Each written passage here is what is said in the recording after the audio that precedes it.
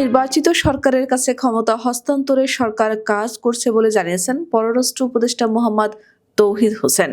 শনিবার রাজধানীর একটি হোটেলে ব্র্যান্ডিং বাংলাদেশ শীর্ষক অনুষ্ঠানে তিনি একথা বলেন। তৌহিদ হোসেন বলেন, পৃথিবীর অন্য কোনো দেশের এত রাজনৈতিক দলের শাখা নেই যত বাংলাদেশি শাখা রয়েছে বিদেশে। এসব বাঙালিদের ইমেজ নষ্ট করে। বিএনপি, আওয়ামী লীগ সহ অন্যান্য রাজনৈতিক দলের পক্ষে মিছিল, স্লোগান কিংবা ডিম ছোড়ার মতো ঘটনা দেশের ব্র্যান্ডিংয়ে নেতিবাচক প্রভাব ফেলছে। তিনি বলেন, বিদেশের মাটিতে একে অপরের শত্রুভাবাপন্ন মনোভাব, ভাবমূর্তি নষ্ট করছে আমাদের দেশের।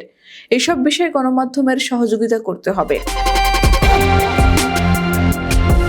পররাষ্ট্র উপদেষ্টা বলেন, রাজনৈতিক অস্থিরতা কেটে যাবে,